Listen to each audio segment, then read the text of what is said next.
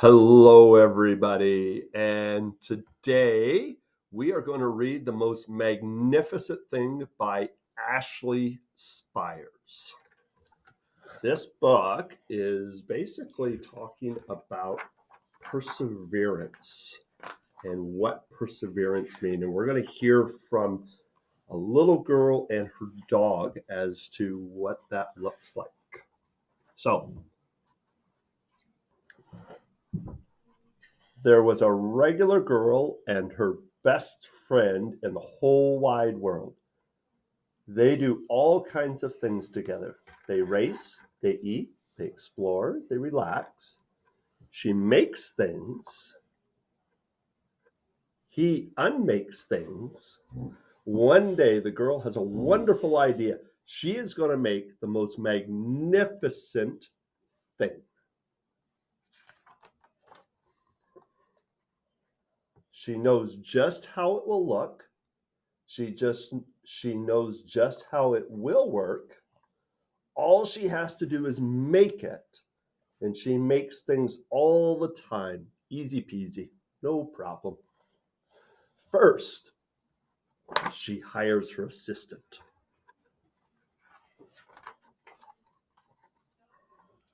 Next, they gather their supplies. They set up somewhere out of the way and get to work. I think they're making a joke. She's not really out of the way.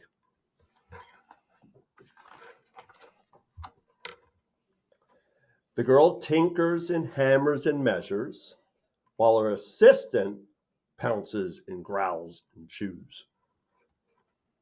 When she is finished, she steps back to admire her work. She walks around one side. Her assistant examines the other side. It doesn't look quite right. Her assistant picks it up and gives it a shake. It doesn't feel right either. They are shocked to discover that the thing isn't magnificent or good or even kind of sort of okay. It's all wrong. The girl tosses it aside and gives it another go. She smooths and wrenches and fiddles. Her assistant circles and tugs and wags. When she is finished, she stands up and takes a long look at it. Her assistant gives it a nudge with his paw. The thing is still wrong.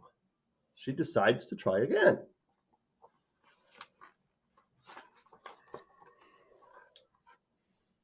The girl saws and glues and adjusts. She stands and examines and stares. She twists and tweaks and fastens. She fixes and straightens and studies.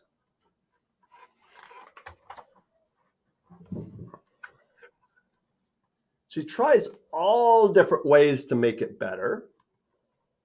See that one and that one. Her assistant's helping her out there. And they're trying different things. And we see all these different examples. And she makes it fuzzy. And she makes it long, short, rough, smooth, big, small, and one that even smells of stinky cheese. But none of them are magnificent.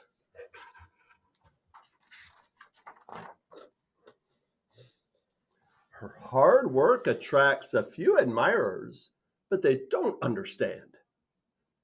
They can't see the magnificent thing that she has in her head. She gets mad.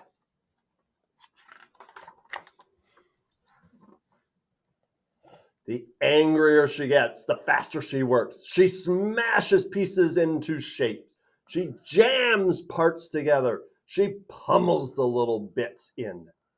Her hands feel too big to work, and her brain is too full of all not the right things. If only the thing would just work.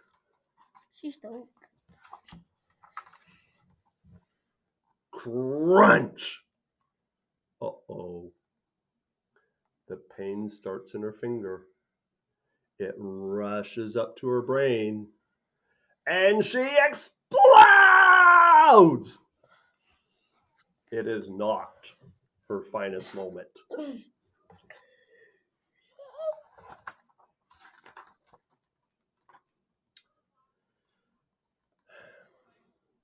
I'm no good at this. I quit. Her assistant suggests a walk. I think that's what W in WIT stands for, walk away, right? It's not much help at first. And so they walk, and they walk, and they walk, and they walk. But before long, she does start to feel different. Bit by bit, the mad gets pushed out of her head.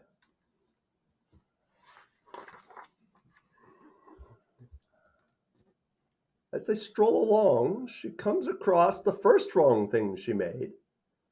The bad feelings are about to start all over again, but then she notices something surprising. There are some parts of the wrong things that are really quite right. The bolts on one, the shape of another, the wheel to seat ratio of the next. There are all sorts of parts that she likes.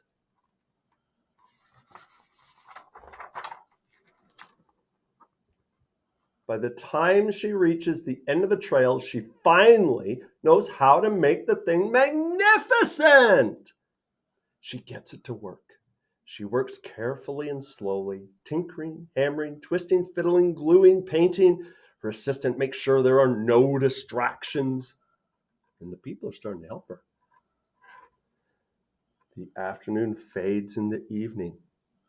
Finally, she finishes. She alerts her assistant. The pair take a good long look. It leans a little to the left, and it's a bit heavier than expected.